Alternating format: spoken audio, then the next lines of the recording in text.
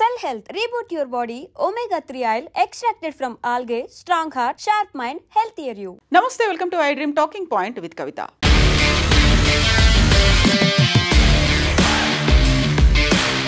Ahmedabad aeroplane crash తర్వాత సరిగ్గా అలాంటి దుర్ఘటనే ఇప్పుడు బంగ్లాదేశ్లో జరిగింది. అది కమర్షియల్ ఫ్లైట్ అయితే ఇది ఎయిర్ ఫోర్స్కి చెందినటువంటి ఫ్లైట్. సేమ్ అలాగే అహ్మదాబాద్ ఎయిర్ ఇండియా ఫ్లైట్ ఎలా అయితే అక్కడ ఉన్నటువంటి మెడికల్ కాలేజ్ మెస్ మీద కూలిందో, మనం చూస్తున్నటువంటి ఈ ఫైటర్ ఎయిర్ జెట్ కూడా బంగ్లాదేశ్లోని ఒక ఎడ్యుకేషన్ ఇన్స్టిట్యూషన్ మీద కూలిపోయింది. ఇది 1:06 సంభవించినట్టుగా బంగ్లాదేశ్ డిఫెన్స్ మినిస్ట్రీ అనౌన్స్ చేసింది. ఎయిర్ ఫోర్స్కి చెందినటువంటి ఈ విమానం ట్రైనింగ్ కోసం యూజ్ అవుతుంది. ఇది చైనా మేడ్గా మనకు తెలుస్తోంది. Air force China made F-7TBGI training కోసం ఉపయోగపడేటువంటి ఎయిర్ క్రాఫ్ట్ ఇది. Tail number 701. ఈ టైల్ నెంబర్ 701 కలిగినటువంటి ఈ aircraft crashes in Uttara near milestone college. So Uttara ప్రాంతంలో ఉన్నటువంటి మైల్ స్టోన్ కాలేజ్, అది అందులో స్కూల్స్ కూడా ఉన్నాయి. ఆ స్కూల్స్ అందులోనూ స్టూడెంట్స్ ఉన్న సమయంలోనే ఆ బిల్డింగ్ మీద కుప్పకూలింది. పెద్ద ఎత్తున మంటలు చెలరేగినటువంటి విజువల్స్ని మనం చూస్తున్నాము. సో ఎక్కడికక్కడ చెల్లాచెదురుగా పారిపోతున్నటువంటి స్టూడెంట్స్ కనిపిస్తున్నారు. పెద్ద ఎత్తున మంటలు, పొగలు వ్యాపించాయి. ఆకాశాన్ని అంటే ఇలా దట్టమైనటువంటి పొగలు కూడా వ్యాపించాయి. అయితే ఇక్కడ ఒక్కరు చనిపోయినట్టుగా మనకు వార్తలు అందుతోంది. అది ఆ ఎయిర్ క్రాఫ్ట్ పైలటే చనిపోయారన్నప్పటికీ ఇప్పటికీ అఫీషియల్గా అయితే వివరాలు అందలేదు. సో స్టూడెంట్స్ మాత్రం చాలా ఎక్కువ మంది ఉండడంతో దాదాపుగా 15 మంది గాయపడ్డారు అనేటువంటి వార్తలు అయితే అందుతున్నాయి. ఈ మధ్య కాలంలో ఇలాంటి సంఘటనలు తరచూ జరుగుతున్నాయి.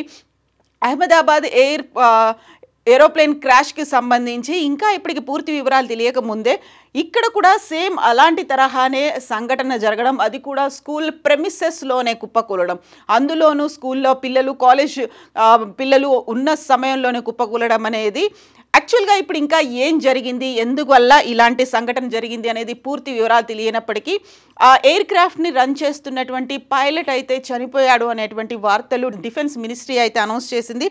బట్ ఎందువల్ల జరిగింది, యాక్చువల్గా టెక్నికల్ ఫెయిల్యూర్ ఉందా, లేకపోతే ట్రైనింగ్ ప్రాసెస్లోనే దాన్ని మామూలుగా హ్యాండిల్ చేయలేకపోయారా, ప్రాపర్గా హ్యాండిల్ చేయలేకపోయారా, ఏదైనా బర్డ్ హిట్ అయిపోయిందా, వాతావరణం అనుకూలించలేదా, లేకుంటే మనం ఇంతకుముందు అహ్మదాబాద్ ఏరోప్లేన్ క్రాష్లో చూసినట్టుగా ఇంజన్స్ ఫెయిల్యూర్ అయ్యాయా, దానికి సంబంధించినటువంటి పూర్తి వివరాలు అయితే అందలేదు. కాకపోతే మనకున్నటువంటి విజువల్స్, అందుతున్న వివరాల్ని బట్టి చూస్తే అయితే ఆకాశాన్ని అంటేలా ఉన్నటువంటి మంటలు, పొగలతో పెద్ద ఎత్తున అక్కడ ఒక హాహాకారాలు వినిపించాయి.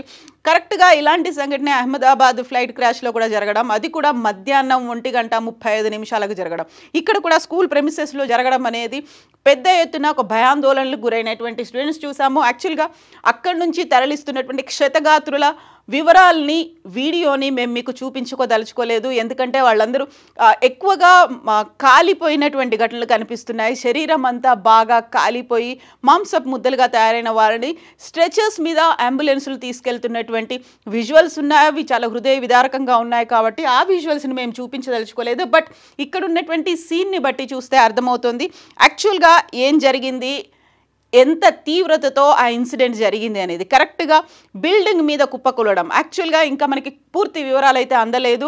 బిల్డింగ్ మీద కూలింది, అది ఆ సమయంలో స్కూల్ ప్రెమిసెస్లోనే ఉంది, స్కూల్లో పిల్లలు కూడా ఉన్నారు. మధ్యాహ్నం 1:06 జరిగింది.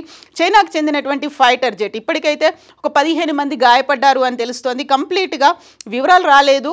ఫైర్ అండ్ రెస్క్యూ మెషర్స్ అయితే కొనసాగుతూ ఉన్నట్టుగా ఒక అనౌన్స్మెంట్ అయితే వచ్చింది. Bangladesh army public school relations officer కూడా దీన్ని కన్ఫర్మ్ చేశాడు. ఏ బ్రీఫ్ స్టేట్మెంట్ అనేది కూడా వచ్చింది.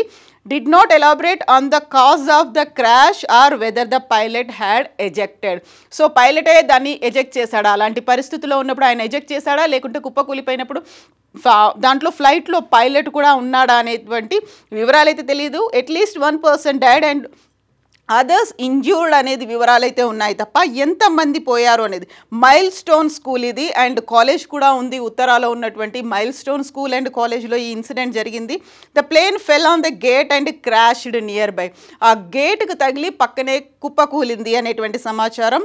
So a class was in session where the plane crashed. So అక్కడ క్లాస్ కూడా రన్ అవుతోంది కాబట్టి అక్కడ ఎంతమంది ఉన్నారు అనేది తెలియదు. ఇప్పటికైతే 15 మంది గాయపడ్డారనే సమాచారం ఉంది.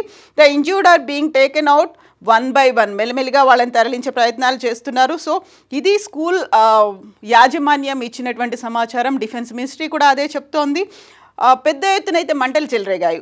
అయితే ఈ Chinese made F-7BG-1 type commonly used by the Bangladeshi air force for training machines.